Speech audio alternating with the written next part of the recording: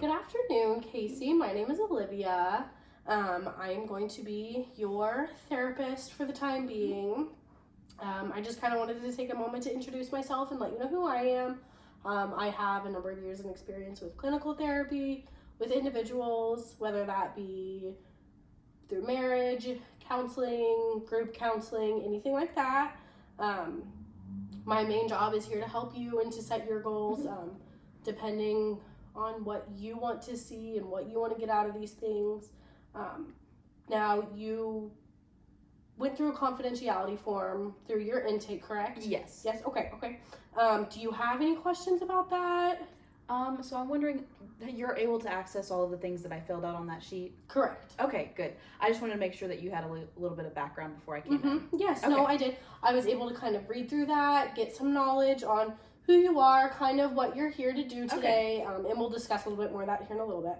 And now, do you remember seeing in there, I am a mandated reporter? Do you know what that means? Yes. One of my close friends is a social worker. Okay, perfect. So you know that if there's any situations where maybe somebody you know might be in danger or you might put yourself in danger, that is something that I have to report. And again, like, it is just for your safety and other people's safety. Everything else just stays right here in this room between you and I.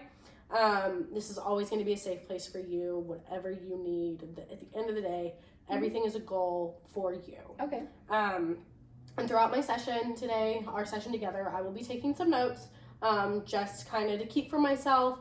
And if that ever makes you uncomfortable, you are more than welcome to read them, go through them. It's just for me, so I can make sure I remember every detail that you are saying to me, because I want to know everything that you've got going on.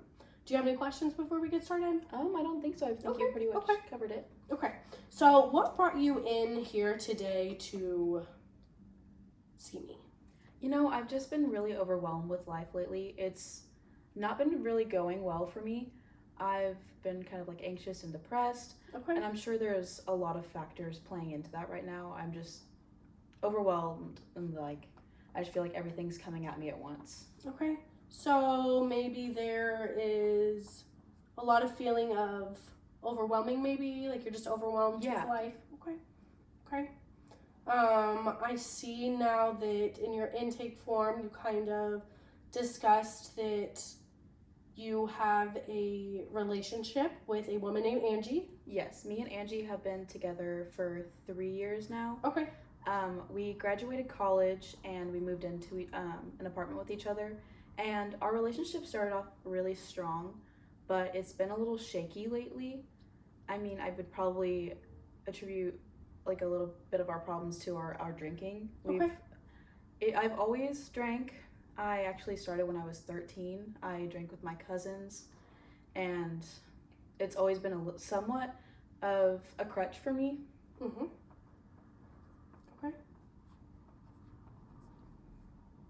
So me and Angie, you know, we're both out at our workplace. I don't think that we have any stress from our communities, but between like our relationship together, we've just not been doing well.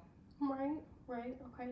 So do you think that maybe you guys are taking your individual stresses out on each other a little bit? I think that's probably part of it. Okay. We don't really deal with our problems. I think we kind of just like file them away until we end up kind of exploding at each other. Right. No, that is very understandable. That is not abnormal. You are not alone in that. We all do that.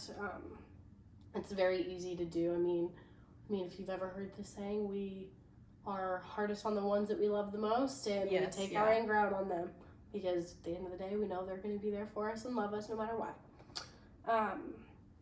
So with knowing that you have kind of came here because you're a little anxious, a little depressed, you're a little bit worried about your relationship with Angie, you mentioned your drinking, what are you wanting to get out of coming to see me? Is your main goal to assess yourself first, maybe, and then kind of go on to your relationship, or would you like to attack your relationship first? I would say that like my relationship is probably one of my biggest focuses, because I feel like once I take care of that stressor, then I can move on to other problems maybe.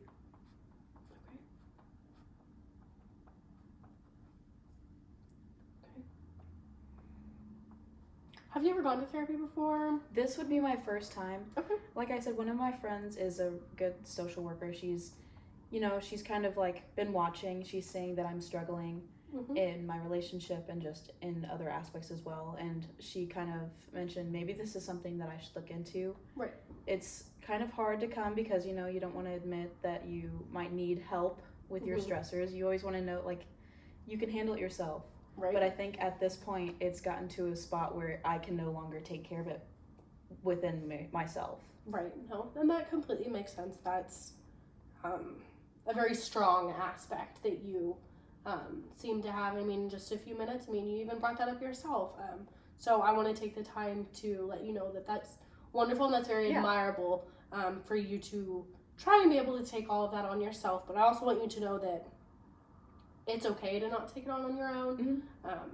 That's what I'm here to help you learn how to do, to maybe rely on your partner for those kinds of things, and maybe that will help your guys' relationship in some sort of way and kind of bring that around, and those sorts of things.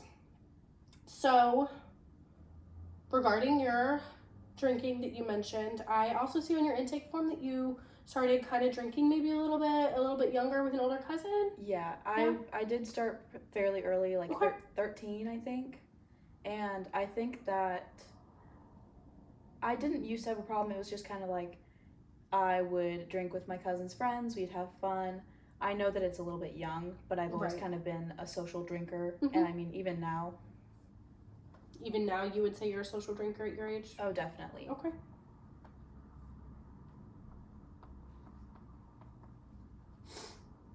All right. Okay.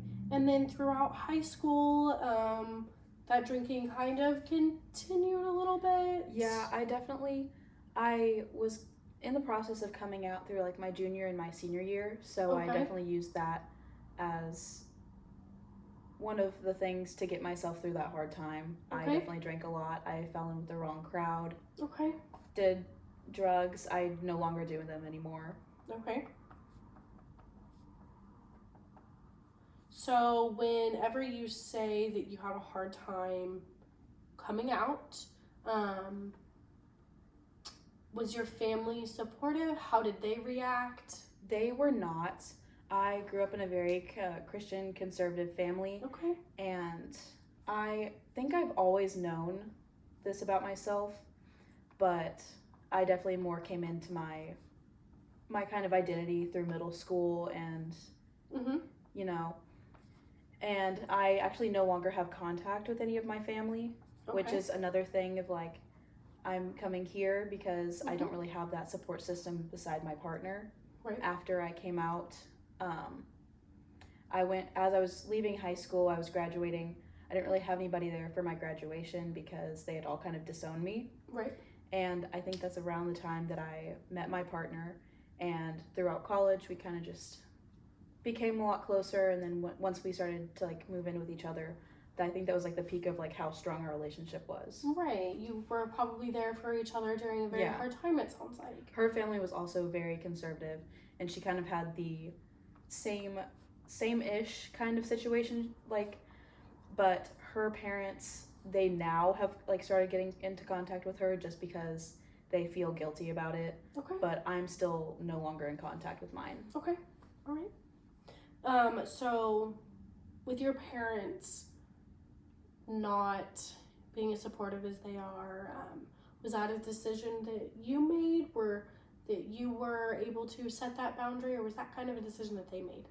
I think it was more a decision that they made. Okay. I would like to have them around, but I mean, actually thinking about it, it's probably a decision on both of our parts. Right. They were very hurtful to me, and so I didn't want to keep that line of communication open, but they also just wanted to disown me because of their beliefs and thoughts. Right. Okay. So do you have any siblings, younger or older? I have one younger sibling who still lives with my parents, so that's kind of one reason that I don't have contact with them, because they don't have their phone yet. It's my little sister. She's 8. So there's quite a bit of difference in age. Right, okay. My mom had her geriatric pregnancy, and it was a very dramatic thing in my family. Wow, okay, yeah, that is incredibly dramatic. Yeah, Yeah. that can be very difficult on, I mean, your mother. That can be very difficult on the baby and your father, the father of the baby, or is you, because you're at home. And I mean, Yeah. you said she's 8. Yeah. So there's a almost like 16-year difference between you guys. Okay, so that's a lot. Excuse me. I would say at 16, you're a pretty vulnerable time in your life, and that kind of comes around to the time that you were. I was kind of like coming into myself. Right, you were learning who you were, and you. How old did you say when you met Angie again? I believe I was maybe 19 or 20. Okay. So you hadn't quite met Angie yet. Okay. It was about, like, I think after senior year, before freshman year of college. Right. Okay. Nope, that makes sense. That makes complete sense. So, you said you don't have any contact with that younger sibling? No. No. Okay. Is that something that you have discussed with your parents at all, or do they, like, no contact at all? The only contact I've really had with them is, like, at family events, and they don't really talk to me.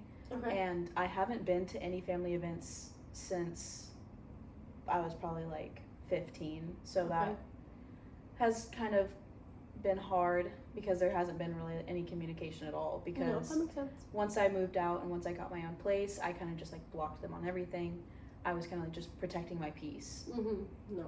And that's, again, very strong. That's hard. I mean, your family at that age is everything that you know a lot of times, and they're a lot of times also your only support system. So to leave that is very emotionally tying. Yeah. And I think that's part of my drinking problem also came from the fact that because my parents were so mean to me, and that I had such that, like, harsh, like, home front, I fell in with my cousin's friends, and I was drinking, and I was doing drugs, anything to kind of, like, escape the feelings that I was having. Okay. Right.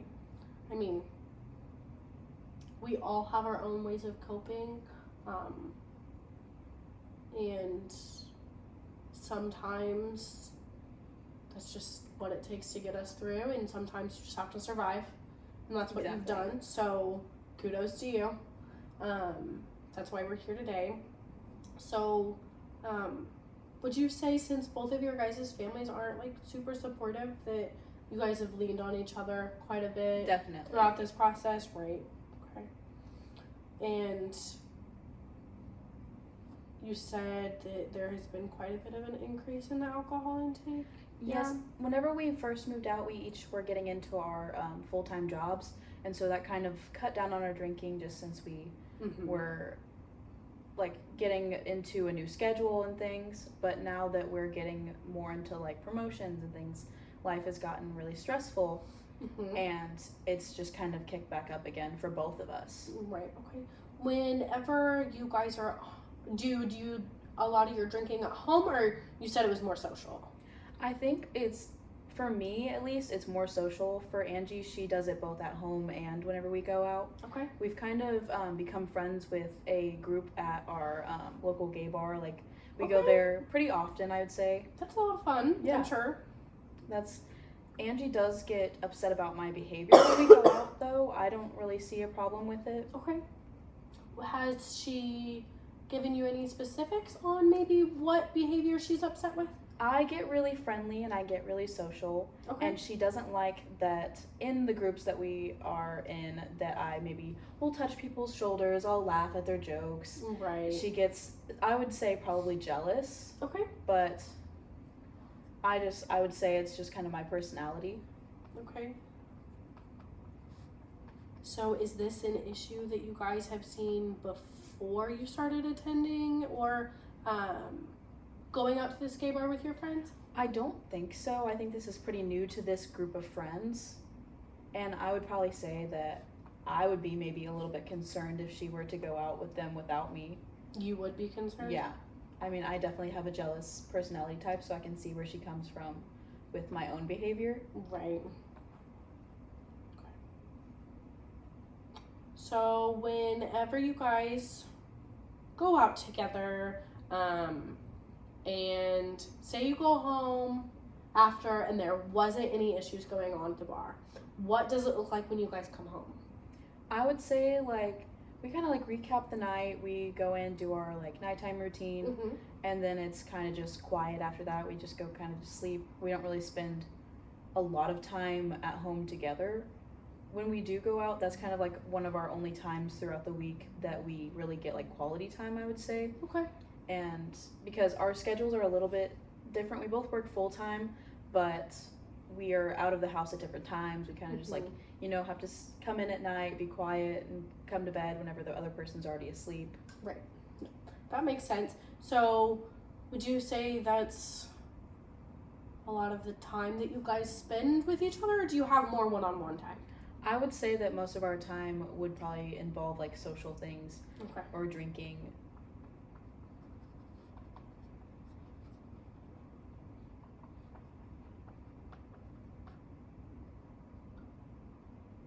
Okay. Do you and Angie typically, do you guys have date nights? Like We just each have. other, or is it more with your friends? We have a couple times just whenever we notice things getting bad, Okay. but I think it's been a couple months at least since our last like kind of date Okay. night. Would you say that those nights maybe help? Yeah, your they definitely relationship? do Okay. because those nights we try not to talk about work stress. We try to just, you know, enjoy Right. each other's because that's what coming back from the bars, we lay down in bed like pillow talk might be, you know, our work stress or like if somebody pissed us off at the bar. Right. So like those date nights are definitely like we can talk to each other and like enjoy time. Right, yeah. I mean, that's your guys' time to really connect with each other without, I mean, any other Kind of like people distractions. getting in the way. Yeah, any other distractions. There's nothing in there for you guys to. It's just time that allows you guys to just be there for each other, you know? Especially with this process that sounds like is difficult for your guys' families. Yeah. So you guys have to rely on each other a lot, and that's hard, but I'm glad that you have Angie. Yeah. So, kind of as we begin to wrap up here, is there anything else that you would like to discuss before maybe we talk about some goals before next week? I don't think so. I pretty Okay. much covered my main issues. Okay. All right. So we will be meeting about once a week. Does that work for you? Do you think that's going to be enough? Because we could definitely do twice a week. Yeah, I think once a week would be good. Okay. So we can start at once a week, and if say maybe between now and next week you start feeling very overwhelmed, you're like, okay, like I could use another session between now and then. Next week we can definitely Okay. talk about something like that. We can get those kind of scheduled. Is there a specific day or time that usually works for you? I would probably say Tuesday nights. Okay, Tuesday nights we can do that. This time usually works. Yeah. Okay. All right. So let's. Okay, perfect. So each week I'm gonna have you kind of set a goal. This Okay. is going to be something that you and I can discuss. It can be something that you bring up, or if there's a certain week where you're like, I don't have anything, I'm feeling defeated, I don't have a clue what I want to get out of this, done, I can bring some things up. Okay. For this first session, I'll kind of start out with what I think would be a great goal between Okay. now and then regarding the intake that I have gotten from you, both here and from your forms that I have read. Do you think that it is reasonable for you and Angie to maybe go on a date, whether that be at home in a movie night or going, on a date to dinner? Yeah. Between now and then, and just kind of focusing on you Yeah, guys? I think that would be good. Okay. And regarding yourself and your stress anxiety, I want to kind of set a goal for you. Mhm. Whenever you are stressed out, what helps? Do you like to shower? Do you like to walk? I think going on walks around my Okay. apartment complex really helps. Okay. Do you already walk a lot? Not a lot. I'd No. like to more. Okay. All right. So how about we add in a walk between now and then, and just in the next week we can talk about how that helped you. Okay. And next we can also discuss implementing you going on a walk, say every other day, or going on a walk with Angie, and seeing kind of how that helps you with your stress and your anxiety. Yeah. So next week, we will discuss how your guys' date night went, how that reflected your guys' week within each other, how that affected your relationship, and then just going on a walk by yourself, kind of taking a night. Yeah, clear my head a little bit. Clear your head, get some thoughts out there, listen to some music, do whatever you can. So that way, between now and then, you have 2 nights out of the, let's see, 6 or 7 nights between the time I'll see you next that you can look forward to and get a hold of. But is there any other questions that you have for me before next week? I don't think so. No? Okay. All right. It was nice to see you.